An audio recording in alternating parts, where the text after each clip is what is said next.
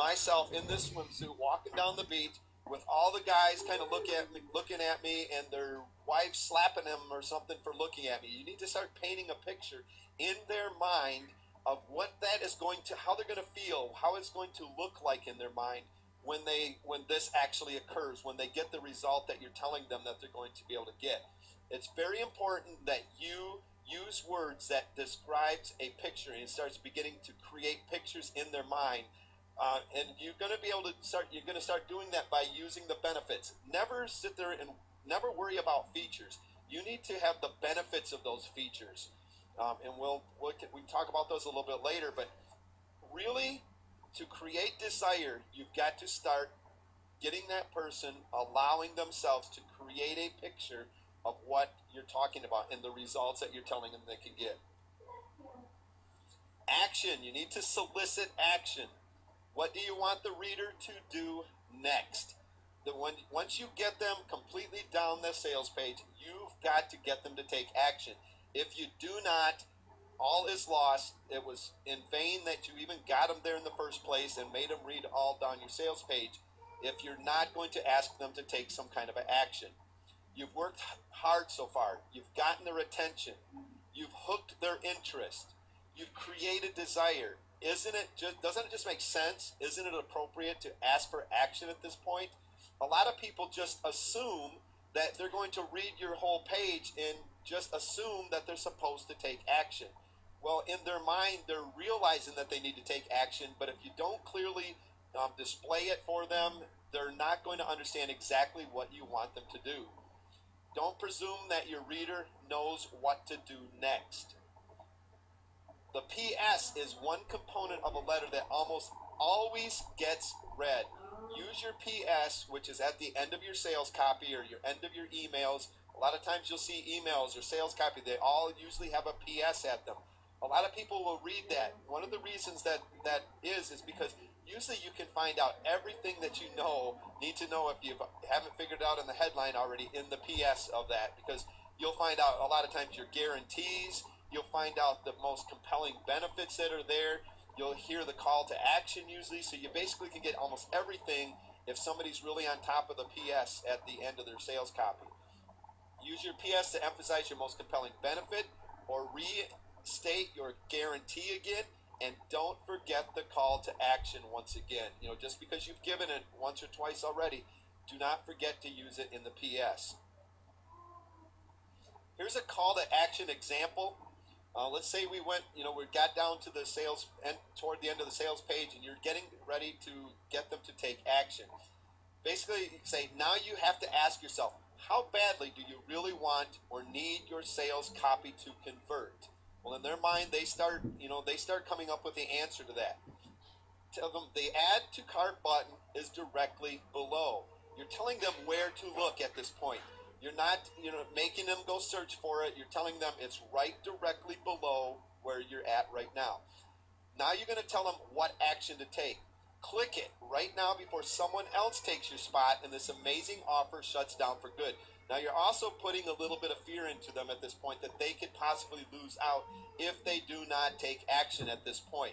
We're going to be talking about that when we talk about persuasion, but you start getting them a little bit of fear that if I don't take action right now, this sounds good, but if I don't, somebody else is going to take my spot. I don't think so.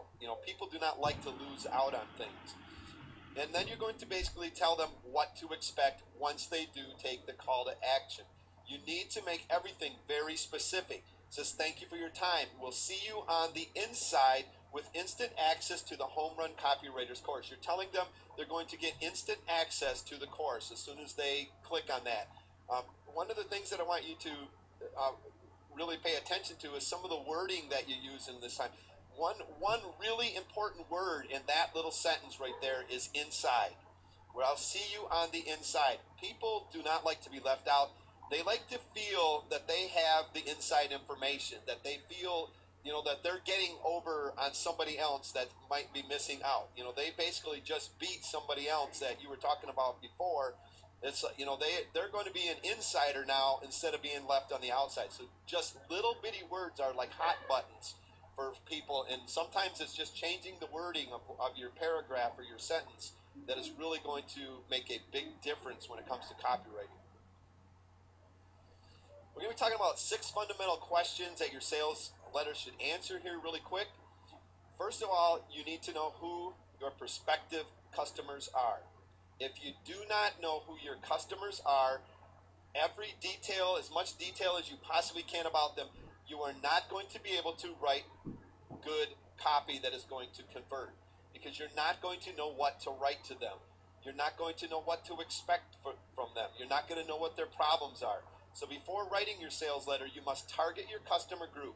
You should know whom you want to sell your product or service to, just like we were talking about in that example here a little earlier. We were targeting probably women that just need to lose a few pounds to get back to the shape that they were the year before, to get back into that swimsuit and to really start looking good. You need to target exactly who you're going after.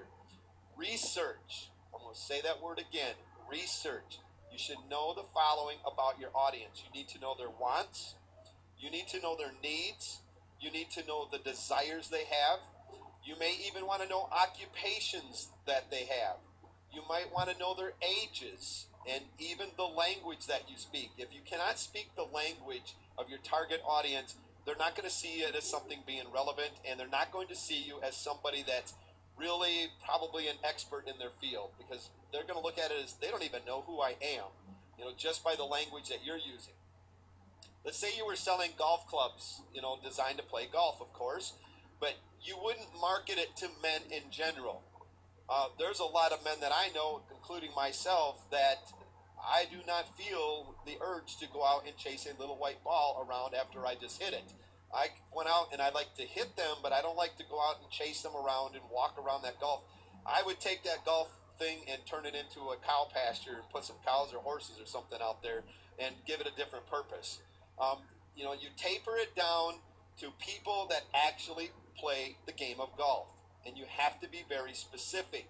Now, a lot of times we look at certain occupations of people that maybe they're corporate or somebody that do more golf outings. So maybe you want to target corporate people, because they're going out on these golf outings and stuff, taking their clients and stuff out. Be very specific in who you're targeting and do the research that it's going to take to know who your prospective customers are, because if you don't, you're going to fail at writing sales copy. And one of the things I want to talk to that I should mention about that, if that's not you, you're not willing to do the research, then I'm going to tell you need to outsource your sales copy or your copywriting to somebody that is willing to go out and figure out who your target audience is. You just tell them what your product is, what you're after, and let them go do the research. But if you're going to do it yourself, you have got to make sure you know who your target audience is. So how is your product or service differentiated? You've got to know this.